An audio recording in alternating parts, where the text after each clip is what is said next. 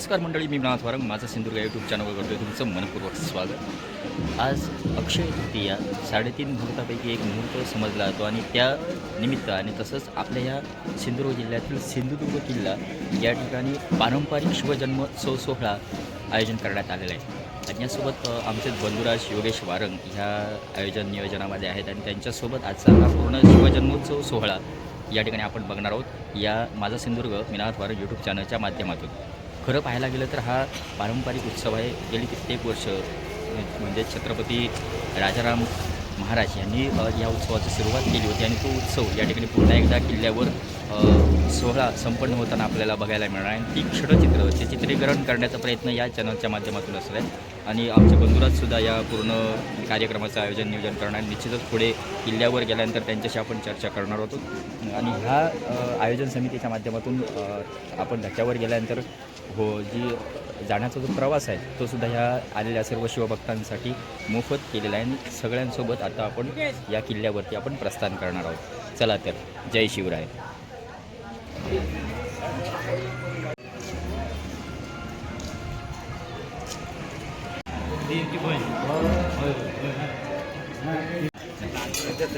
हे सगळं न्यायचं आहे बाळ, चला एक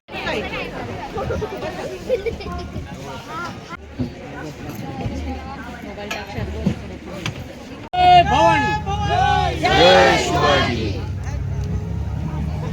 प्रवासाला या ठिकाणी आता सुरुवात होत आहे। छत्रपती शिवाजी महाराज जय जय भवानी, जय शिवाजी, जय भवानी, जय शिवाजी।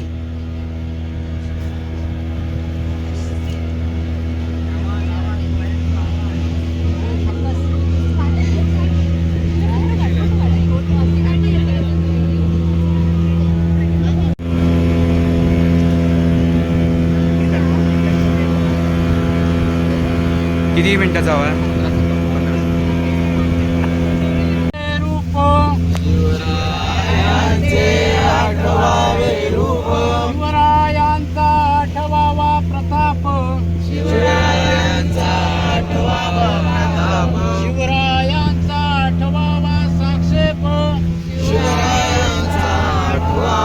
साक्षेप, भूमंडळी केला त्याग, म्हणून साधिचे तो योग,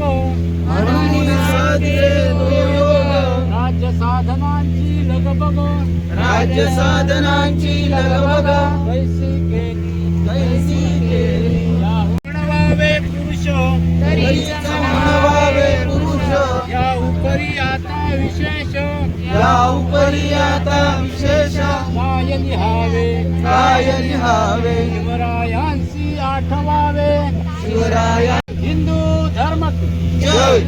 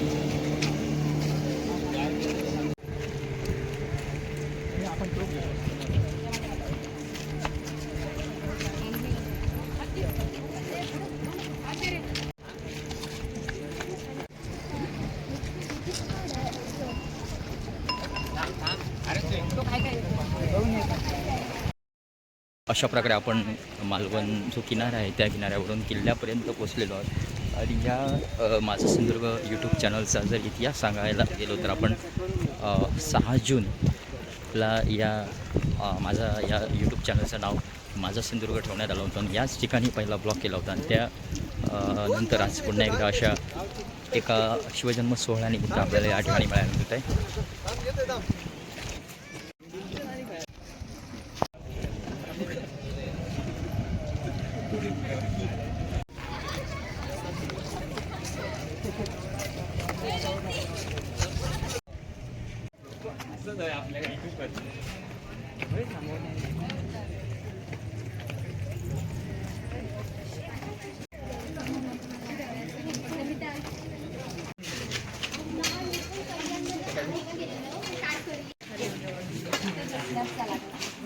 छत्रपती शिवाजी महाराज की जय जय भवानी. जय शिवाजी.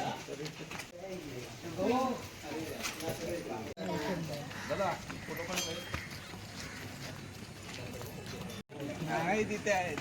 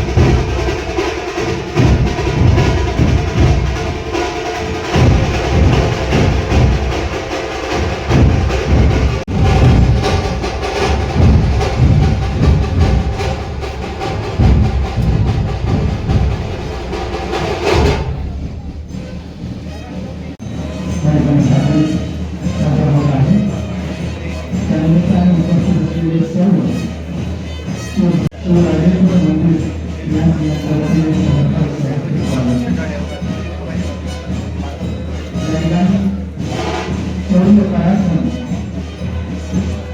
यांचा आपल्याला वारसा लाभलेला आहे आणि आपल्या मनुष्यामध्ये ताकद असावी आणि त्या पराक्रमानेच आपण स्वराज्य निर्माण करू शकतो या विश्वासाने महाराजांनी मावळ घडवले त्यांच्या मनुष्यामध्ये ताकद निर्माण करणारे खोड त्याचं सादरीकरण आपण होत आहे. त्याचप्रमाणे ढोल ताशांच्या मंगल वातावरणामध्ये या ठिकाणी शिवजन्मोत्सव सोहळा या ठिकाणी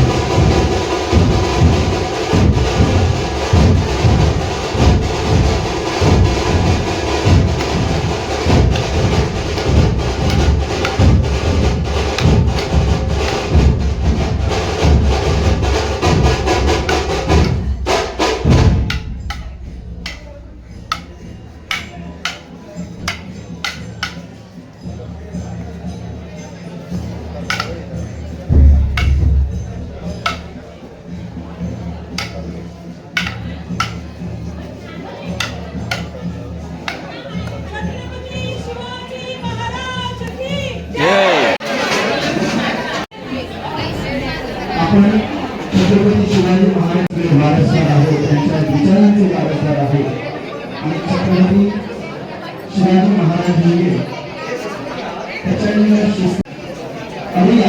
आजचा हा शिवजन्म सोहळा या ठिकाणी आपण साजरा करूया आणि उपस्थित करायचा आहे.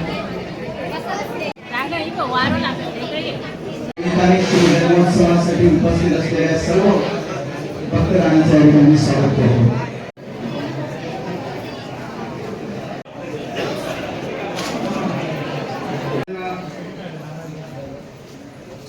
दरबार कसा असतो, दरबार कसा भरतो हे पाहण्यासाठी राजांना घेऊन जातो, पण वडिलांचा आदेश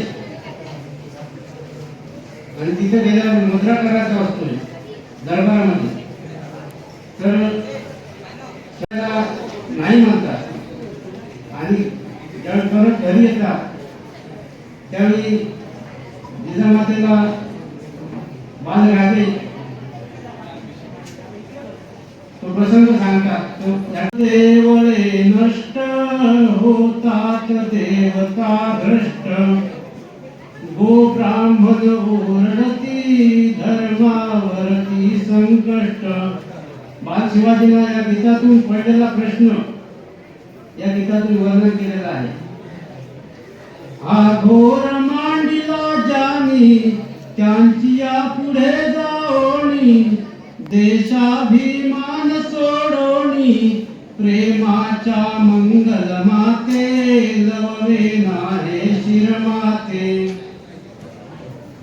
तू सांग तुझ्या चरणासी तोडून ठेवील मान, तू सांग तात चरणासी खडगावर ठेवील मान. परके सत्ताधारी गृहशिरोणी झाले वैरी, बघताच तयाना भारी सक्रोध वृत्ती मम होते लववे नाहे शिरमाते. मी एकटाच रात्री बसतो मी जते भवानी उठ, बोलते जन्मभू उठ, जर संसेरीची मूठ, अवमानू त्या आज्ञेचे लववे नाहे शिरमाते. कसा मी मुद्रा करू? त्यावेळी जिजामाता सांगते की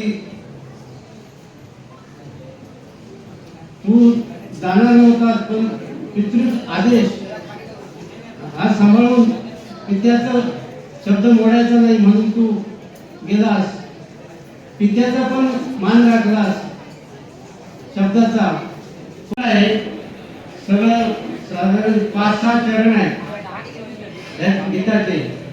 भारत देशाचा ज्या श्री भार धर्माचा, धर्माचे लववे नाहे शिरमाते. सुलतान साहला युद्ध उमराव जाहले न्यास. त्याचप्रमाणे इथले सेवेकरी सन्माननीय श्री रामजी सकपाळ रायगड स्मारक समिती कार्यवाह, त्याचप्रमाणे येथील सरपंच अरविंदजी कुलकर्णी या ठिकाणी सेवेकरी सन्माननीय श्री रामजी सकपाळ.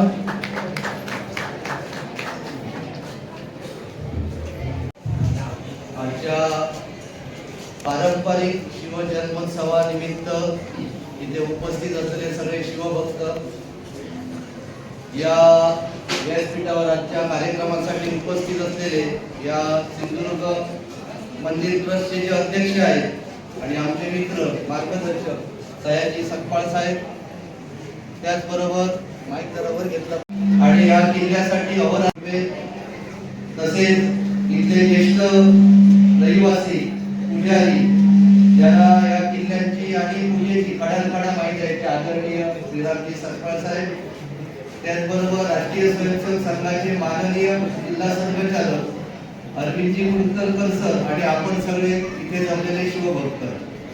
तर आज आपली ओळख एकच आहे सर्वांची की आपण सगळे शिवभक्त म्हणून इथे जमलेलो आहोत. आणि या निमित्त जी पारंपरिक शिवजयंती चालू आहे, ज्याला 331 वर्ष झालेली आहे.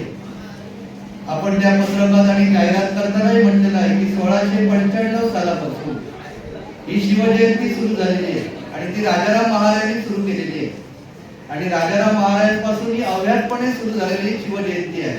आणि या सगळ्या शिवजयंती आजपर्यंत जी साजरी होते त्याचं सगळ्यात मोठं जे श्रेय आहे ते इथल्या सगळ्या किल्लावासियांना आहे. त्यांच्यासाठी जोरदार आपण टाळ्या वाजवूया. एवढी वर्ष सतत काही वर्ष किल्ला पारतंत्र्यात होता तरी सुद्धा कधीही इथे शिवजयंती साजरी झाली नाही असा दिवस उजाडला नसेल. तर अशा प्रकारची अव्याहतपणे ही जी प्रथा चालू ठेवलेली आहे त्याच्यामुळे आपण आजचा हा दिवस बघतो इथे किंवा आजचा सणानिमित्त आपण इथे सगळे जमलेलो आहोत. तर आपल्याला माहिती आहे की सगळं छत्रपती शिवाजी महाराजांचं एकमेव मंदिर, अनेक वैशिष्ट्य आहेत या किल्ल्याची. दाढी किंवा मिशी नसलेला एकमेव मूर्ती, हिरोजी इंदुरकरांनी एकच काल रील्स मध्ये सुद्धा आलेला आहे. त्याच्यामध्ये असं आहे की महाराजांच्या हाताचे आणि पायाचे ठसे याच किल्ल्यावर महाराजांनी उमटलेले आहेत.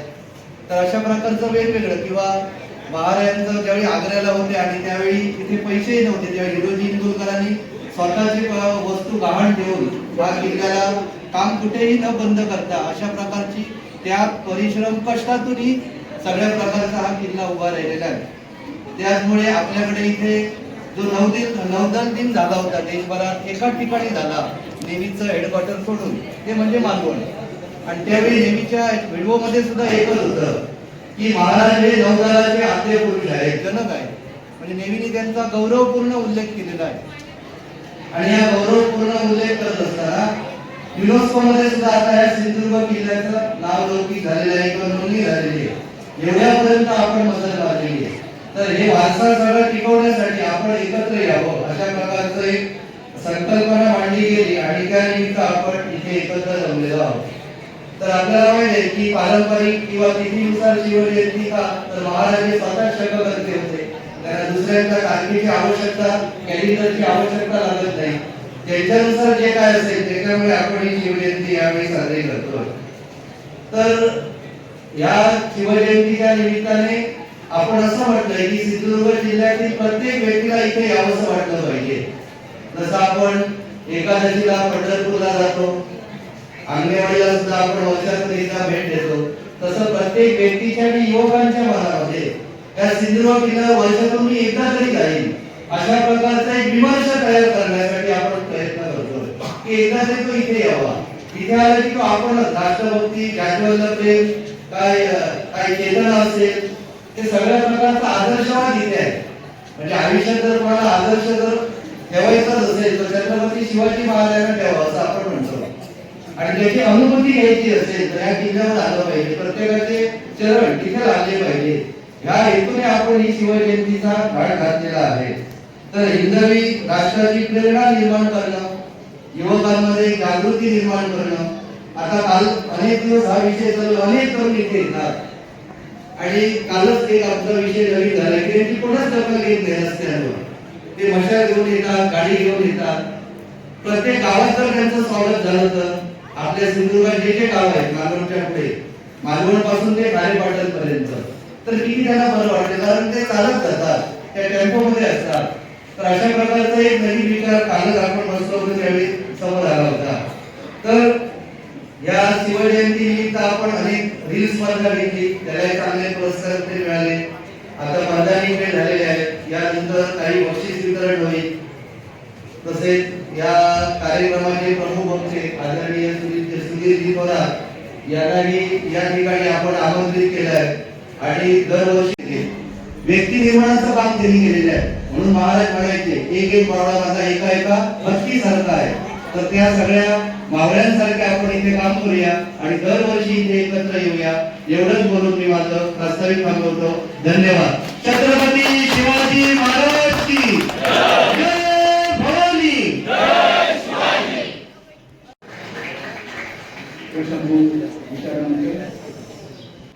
दोन 2002 पासून आम्ही एक मला वाटतं 19 फेब्रुवारी अशी शिवजयंती साजरी करूया असं त्यावेळी ते मंदिरात सगळ्यांनी हे करून ठरवण्यात आलं. त्यानंतर काही मान्यवर आले, बोलणं झालं. मग आम्ही म्हणालो की 19 फेब्रुवारी आम्ही नाही करणार शिवजयंती, आम्ही तिथीनुसार करू शिवजयंती.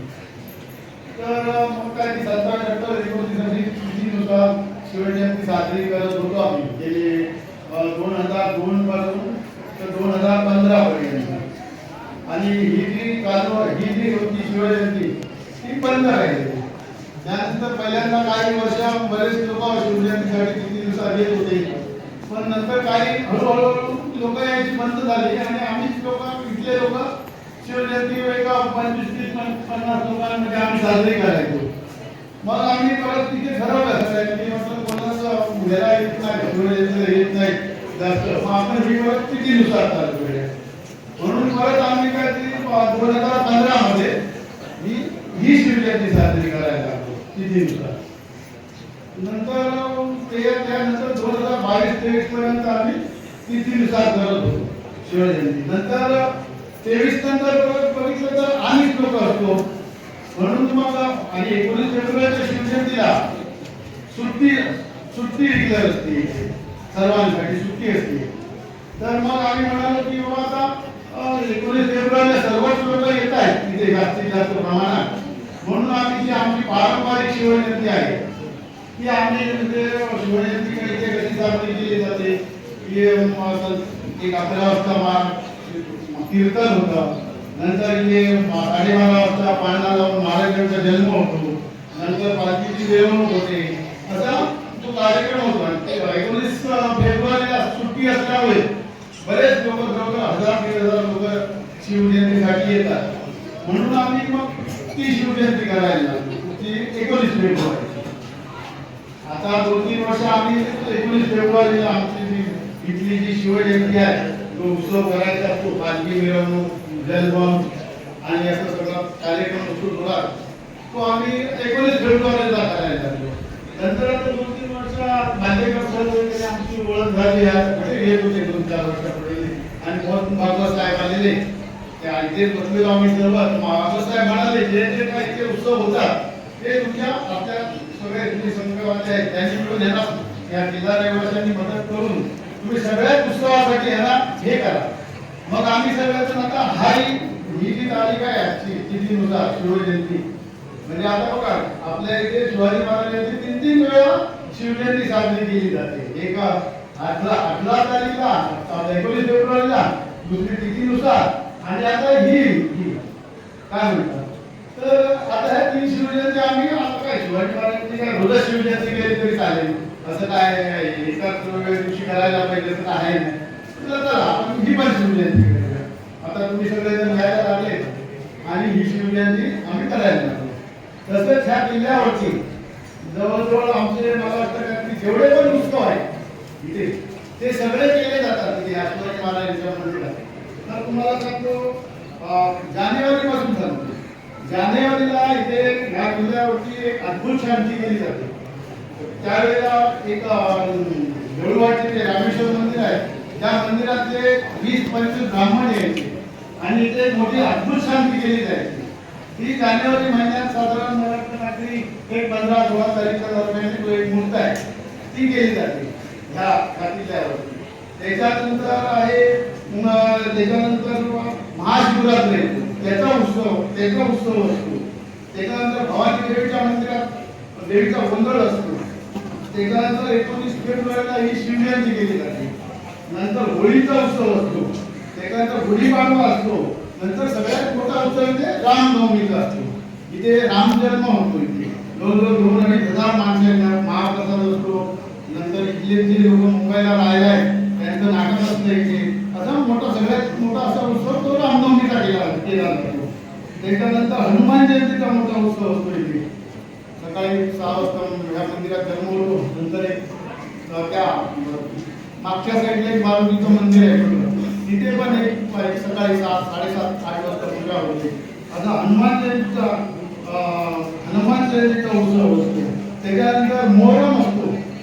या सादिक शेख म्हणून आपले इथे एक शिवाजी महाराजांचे सेवक आहेत त्यांचा रोज सकाळ संध्याकाळ 2 टाइम नगारा वाजवायचं कार्य असतं. तर शिवाजी महाराजांच्या मंदिरातच त्यांचा मोहरम मुस्लिम लोकांचा जो मोहरम आहे आणि ते सगळं हे त्यापासून हे शिवाजी महाराज मंदिर ट्रस्टच करते. त्यांचा पण उत्सव जो आहे ते ट्रस्टच करते. समजलं ना. मोहरम होतो. त्याच्यानंतर नागपंचमी असते, नारळी पौर्णिमा होते, श्रीकृष्ण जयंतीचा 9 दिवस कार्यक्रम होतो. रोज संध्याकाळी पालखी असते आणि 9व्या-8व्या दिवशी श्रीकृष्णाचा जन्म झाला. त्याच्यानंतर गणेश चतुर्थी 5 दिवस गणपतीची मूर्ती रोज पूजा अर्चा भजन कीर्तन भजन वगैरे रोज केलं जातं. त्याच्यानंतर घटस्थापना नवरात्रीचे 9 दिवस रोज पालखी असते.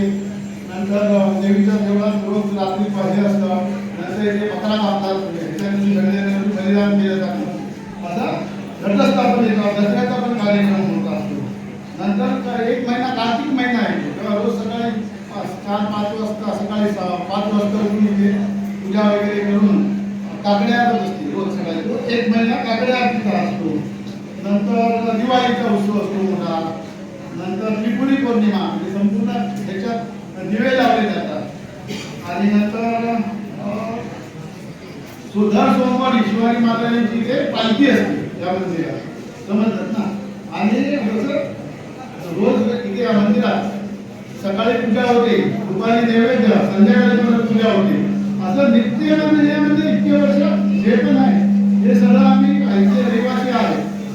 सेवेकरी 22 सेवेकरी हे दिवस रात्र काम करून म्हणजे जे पण आहे त्यांना प्रत्येकाच्या जे ह्याला आलेलं आहे काम आलेलं आहे त्या वेळापासून ते आजपर्यंत सर्वजण आकारत असतात.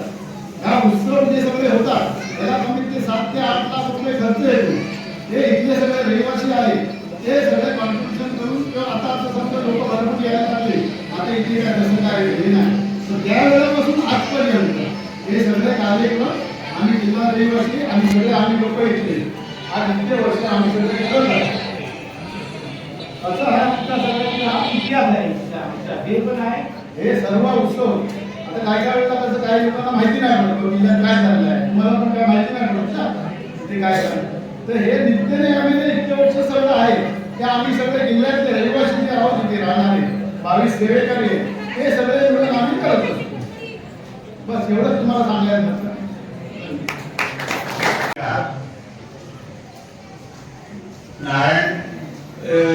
नारायणांच्या श्री नारायणांच्या मंदिरात दहीकाला असतो पण इथे वाजंत्री आणि राजदंड जोपर्यंत तिथे जात नाही तोपर्यंत तिथला दहीकाला सुरू होत नाही. अशी ही परंपरागत ही प्रथा पडलेली आहे.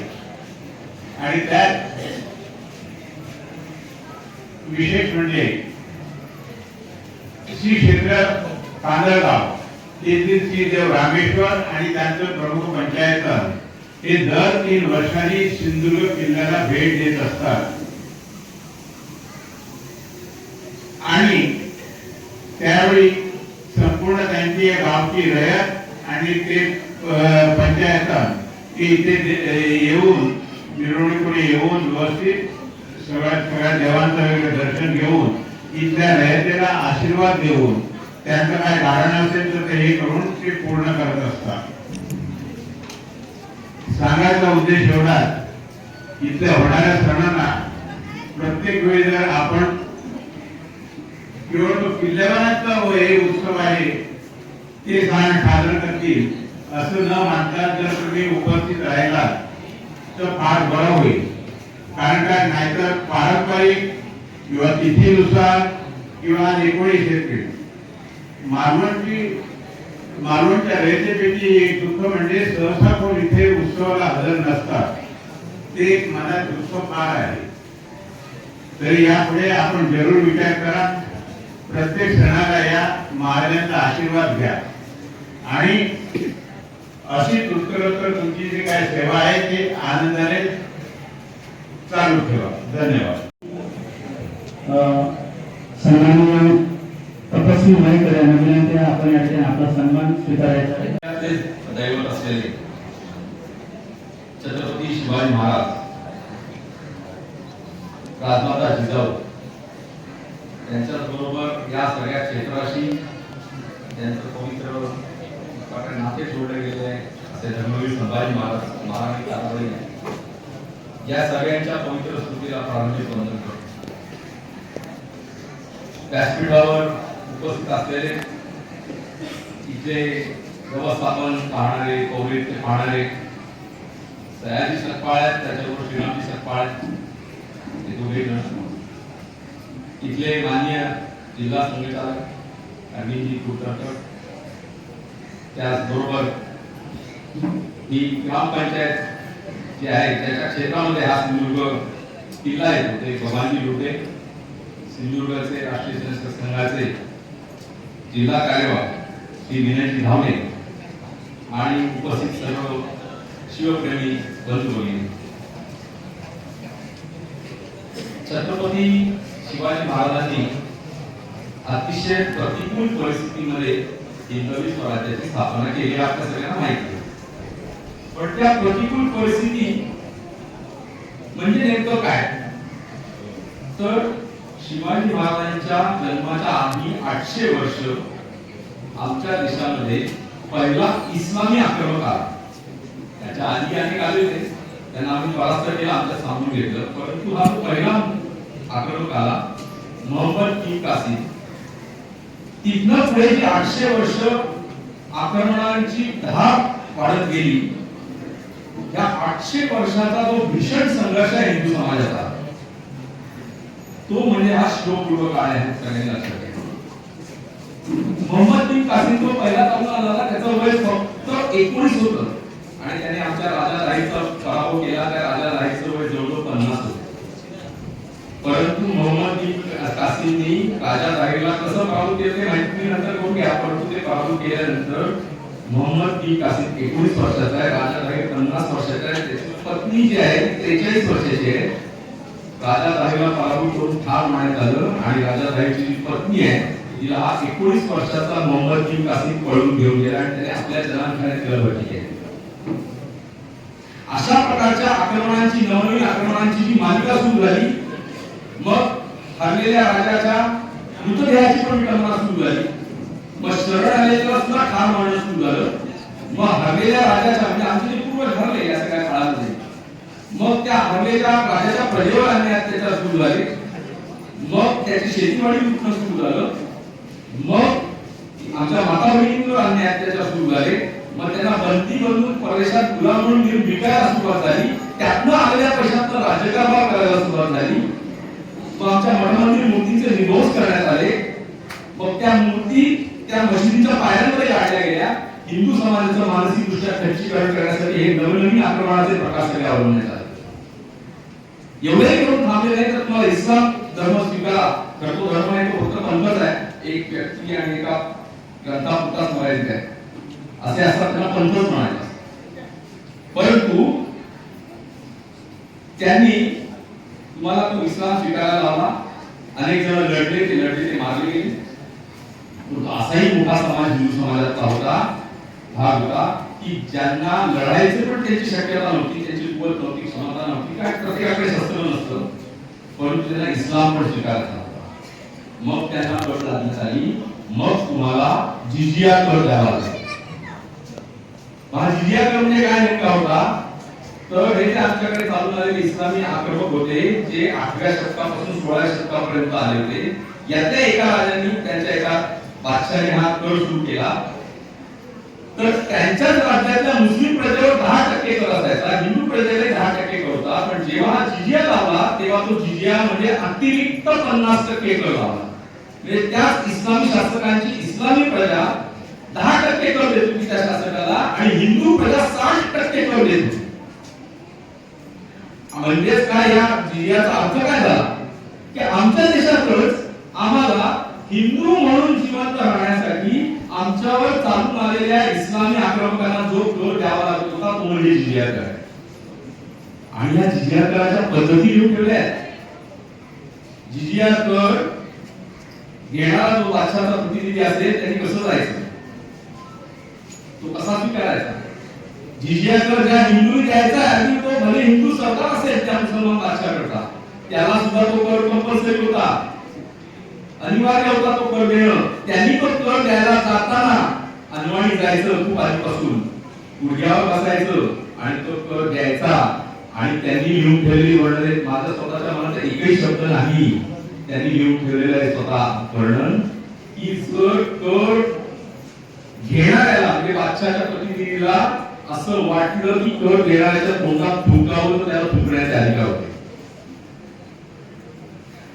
सार्वजनिकरित्या सगळे सण समारंभ साजरे करायला आम्हाला बंदी घालण्यात आली. अशा दैनिक परिस्थितीमध्ये पूर्णपणे मानसिकदृष्ट्या खच्चीकरण झालेला हिंदू समाज दैनीय जीवन जगत होता. त्यावेळेला शिवाजी महाराजांनी हिंदू स्वराज्याची निर्मिती केली आहे लक्षात घ्या.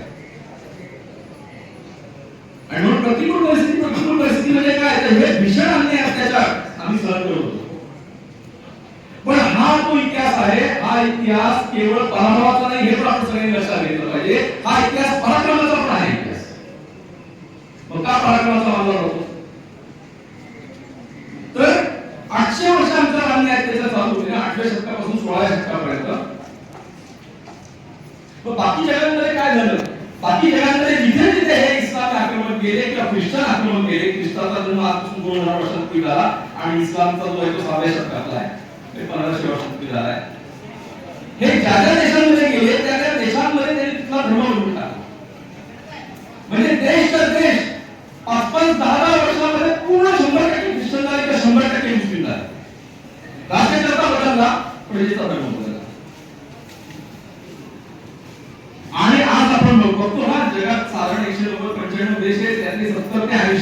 सर्वात जास्त देश 90 ख्रिश्चन आहेत आणि 17 देश मुस्लिम आहेत. हे ख्रिश्चन कधी झाले नाही, मुस्लिम कधी झाले? त्यांच्या ह्या ख्रिश्चनांनी आक्रमण केली ते ख्रिश्चन झाले, इस्लामने आक्रमण केली ते इस्लामी झाले. 5-10 वर्षामध्ये झाले ना. आमच्या वर्षी आम्ही 800 वर्ष तर आम्ही अत्याचार सहन केले आणि तरी आज हिंदू म्हणून शिल्लक राहिले ना. म्हणजे हा इतिहास पराभवाचा नाही, पराक्रमाचा आहे. तो आम्हाला सांगितलंच जात नाही. अहो देशच्या देश आमच्यापेक्षा मोठ्या प्रमाणात देश ख्रिश्चन नाही तर मुस्लिम झाले. मग आम्ही का हिंदू म्हणून शिल्लक आलो? तर या काळामध्ये काश्मीरमध्ये असेल, उत्तर प्रदेशमध्ये असेल, आता पंजाब आहे, आता हरियाणा आहे, आता मध्य भारत आहे, या सगळीकडे आम्ही तीव्र प्रतिकार केला. उत्तर भारत ओलांडून या सगळ्या आक्रमकांना मध्य भारतामध्ये यायला सुद्धा 400 वर्ष गेली. आणि मग त्याच्यानंतर ते हळूहळू मध्य आणि दक्षिण भारतात आले आणि शिवाजी महाराजांच्या जन्माच्या वेळेला त्यांनी सगळा भारत व्यापला. तर 800 वर्ष संघर्ष केला. पण ह्याचा दोष काय आमच्या समाजाचा? मी म्हणतो तसं हा पराभवाचा नाही, पराक्रमाचा इतिहास आहे. आमच्या दोषांकडे पण आम्ही लक्ष दिलं पाहिजे. ज्यावेळेला आमचे उत्तर भारतातले राज्यकर्ते आक्रमकांशी लढत होते तेव्हा मध्य भारतातले राज्यकर्ते का नाही मंत्रीला गेले? ज्यावेळेला मध्य भारतातले राज्यकर्ते त्यांना 400 वर्षही लढून लढत होते, त्याच्यानंतर दक्षिण भारतातले का नाही गेले त्यांच्या मंत्रीला? तर ज्याच्यावर आक्रमण झालं तो फक्त परकीय लोकांशी लढत राहिला, त्याच्या मदतीला बाकी गेले नाही. तो त्याचा भोगून गेली या पद्धतीने. आणि म्हणून या आक्रमकांचा फळला हळूहळू करत दक्षिण भारतापर्यंत अगदी पार खाली रामेश्वरपर्यंत हे लोक पोहोचले. तर हा आमचा तो दोष आहे, लक्षात घ्या हिंदू समाजाचा. आणि म्हणून या दोषांकडेही आपण आत्मचिंतन म्हणून बघितलं पाहिजे.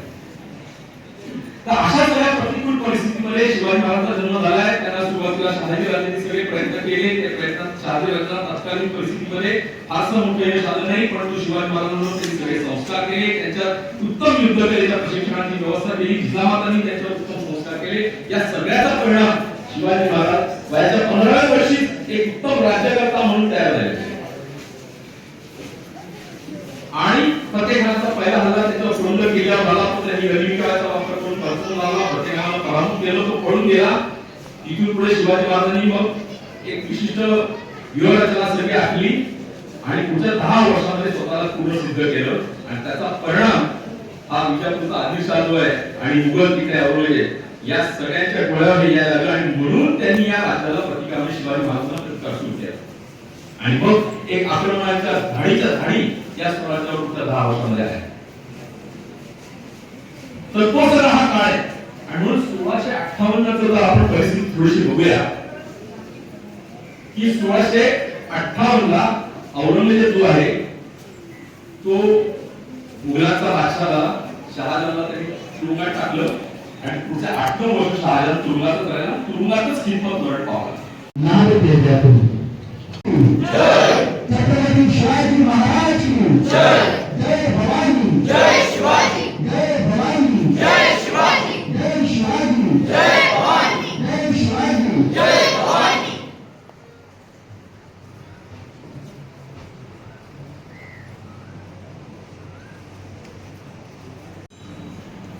या देवी सर्व भूतेषु तेजरूपेण संस्थिता येनत्वया भारतदैवपूर्णं प्रज्वालितो ज्ञानमय प्रदीपः.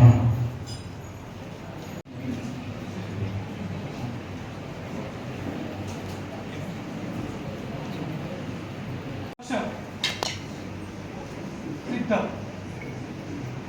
त्याचं नाव शिवराजा. 1 2 3 1 2 3.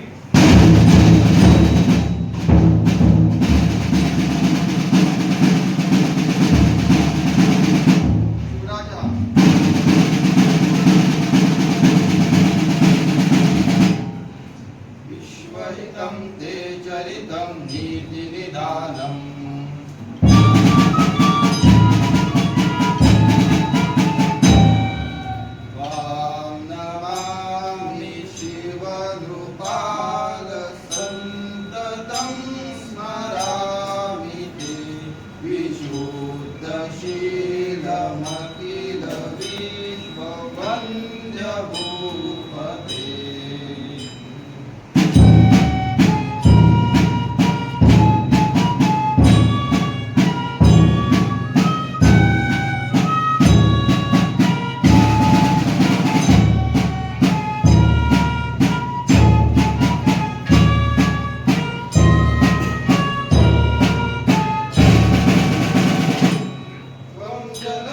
संस्कर्ता त्वं जनगणधीराता गोद्विज परिपालक शिवसाधूनां त्वं त्राता त्वां भजनमातानां बान्धवमतिदीनानां श्रीशिवनुपवर्य भजति मे हृदयम्।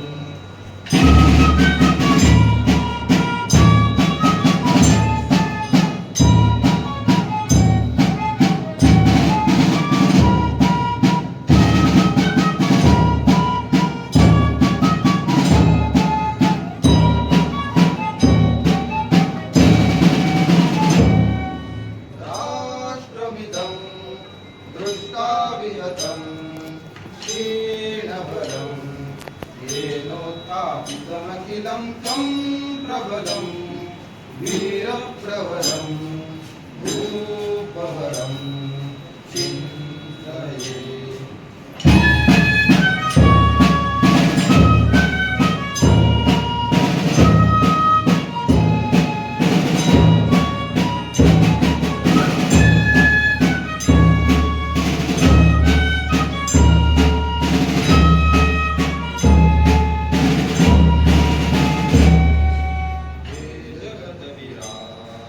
दृष्टकलविराम पूरित शुभकाम पुण्यचरितराम देव परमवीर शत्रुशमनधीर विश्वहितं ते चरितं नीतिनिदानम्।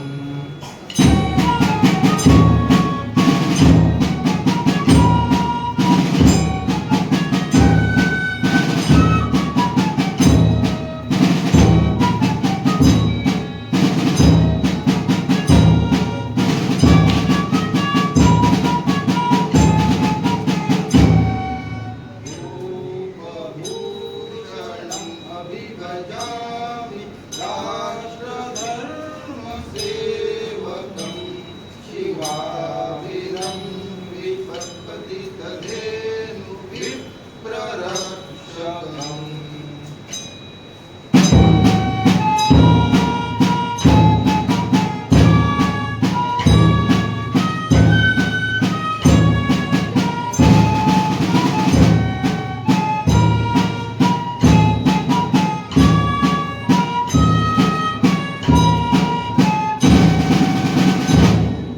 सज्जनमनदावाग्निर्दिन्दुरुधिरपालेषु दुष्टपुरुषवेष्टितखलुराज्यो येनाप्रान्त ये सशलभते नित्यं दुर्मतिदुरितारादि श्रीशिवनुपवर्य भजति मे विजयम्।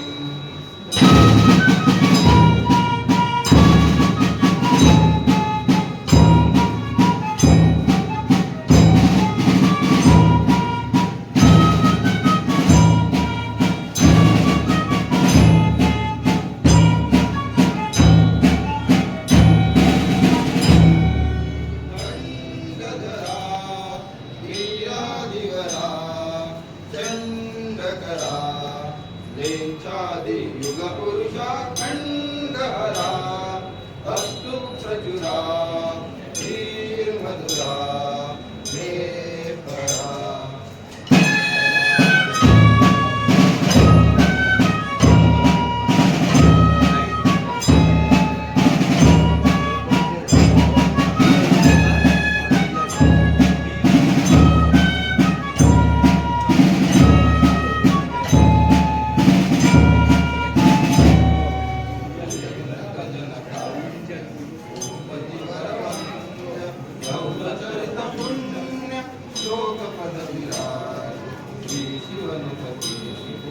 स्वामी परिवरेण्य तत्स्मृतिमात्रां विजयास्यां मम नित्यम्।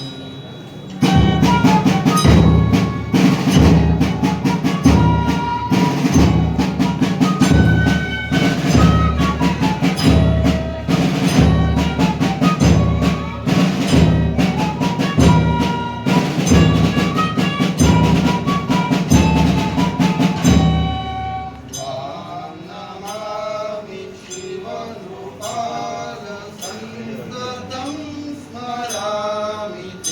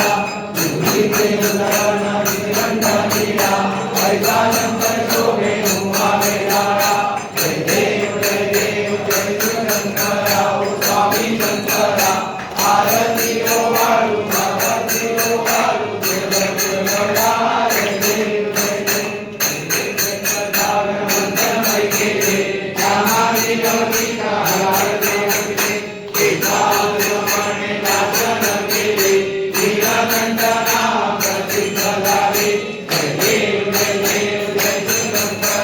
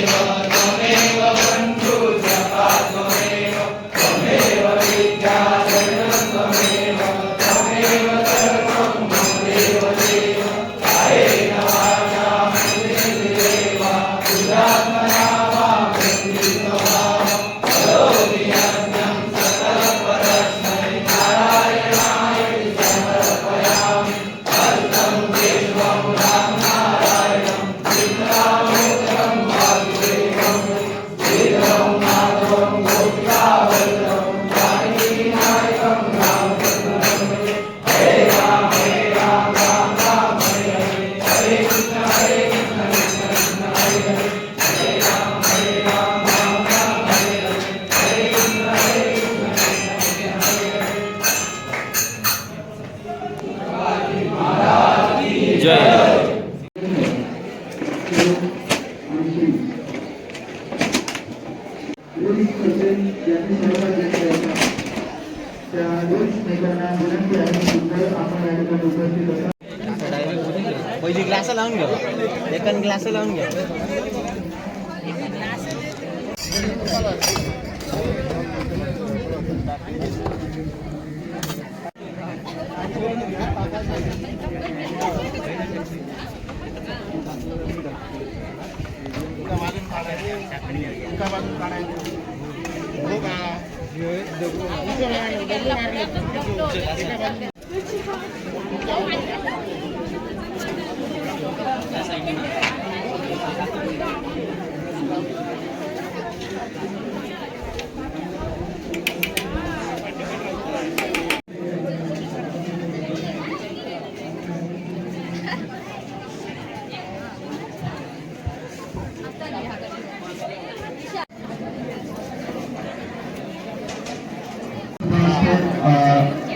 हा वृक्ष कोळेकर यांच्या हस्ते आणि त्याचं रोपण यानंतर केलं जाईल. मातेला उच्च दर प्राप्तवाद यासाठी आपण करत आहोत.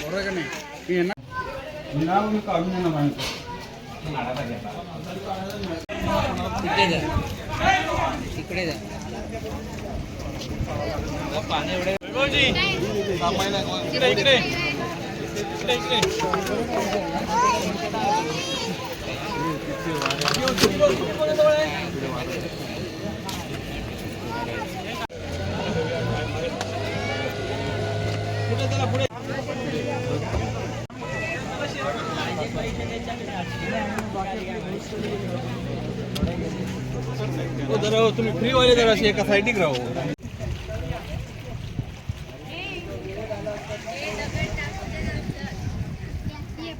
महाराज की जय. जय भवानी. जय शिवाजी. जय भवानी. जय शिवाजी.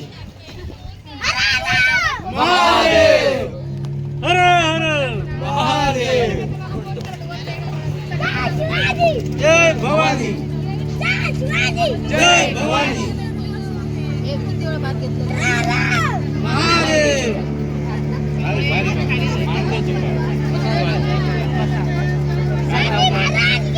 जय महादेव. जय शिवाजी. जय भवानी. जय भवानी. जय शिवाजी. शिवाजी महाराज की जय. रामासाठी भवानी माता की जय. आपले किल्लो कया सोबत किल्लो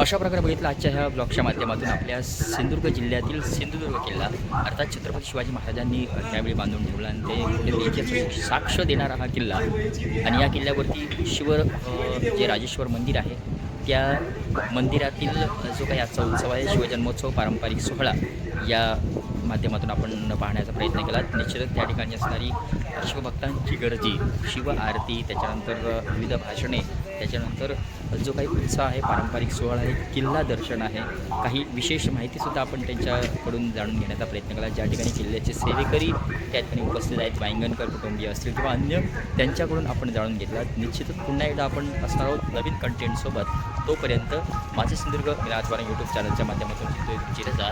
जय शिवराय, जगदंब.